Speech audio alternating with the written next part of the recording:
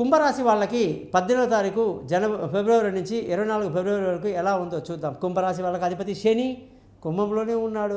మరి ఎంతమంది మారారు చూసారా? బుధుడు వచ్చేసాడు కుంభరాశిలోకి. మరి శని ఆల్రెడీ కుంభంలో ఉన్నాడు, సూర్యుడు ఆల్రెడీ వచ్చేసాడు ఎప్పుడో.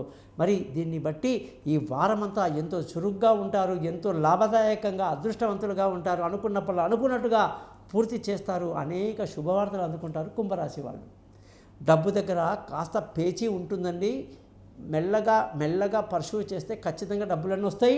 కుటుంబ సంతోషం కోసం పాటుపడాలండి. మీరు పిల్లల చదువు విషయంలో ఎటువంటి నిర్లక్ష్యాలు పనికిరావండి. అలాగే బుధగ్రహం యొక్క మార్పు వల్ల పిల్లల ఆరోగ్యం బాగుంటుంది, వాళ్ళ విదేశీ యానాలు బాగుంటాయి, దూర విద్యలు బాగా కలిసి వస్తాయి, తెలివైన నిర్ణయాలు తీసుకుంటారని చెప్పి కూడా మనం కుంభరాశి వాళ్ళకు చెప్పొచ్చు. మరి ఈ వారంలో బంధువుల స్నేహితుల సహాయ సహకారాలు బాగా లభిస్తుంది, మానసిక ధైర్యం బాగా కలిగి ఉంటారు.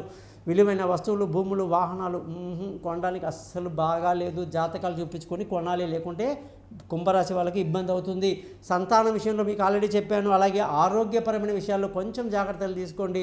భార్య భర్తల మధ్య చక్కటి సయోధ్య కలిగి సంతోషంగా ఆనందంగా గతంలో ఉన్న సమస్యలన్నీ తొలగిపోతాయి. చక్కటి వాతావరణంలో ఈ వారం అంతా ముందుకెళ్తారు. పెళ్ళి కాని వాళ్ళకు పెళ్లి కుదురుతుంది, దూరంగా ఉన్నవాళ్ళు కలుసుకుంటారు, పార్ట్నర్షిప్లో వ్యాపారాలు కలిసి వస్తాయండి. ముఖ్యంగా అదృష్టం చూసుకుంటే కుంభరాశి వాళ్ళకి అదృష్టం బాగా తగ్గిపోయిందండి. అదృష్టం మీద డిపెండ్ అవ్వకుండా మీ కష్టాల మీద డిపెండ్ అవ్వండి, సక్సెస్ మీదే.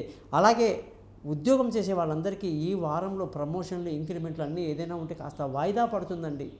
లేని పని గొడవలు దిగడం, పెద్దవాళ్ళతో పేచి పెట్టుకోవడం వల్ల చాలా కఠినమైన సమయం వచ్చే అవకాశం ఉంది. కాబట్టి మీరు ఇప్పుడే తొందరపాటు నిర్ణయాలు తీసుకోవద్దండి. ప్రశాంతంగా మీ ఉద్యోగం మీద మీరు చేసుకోండి.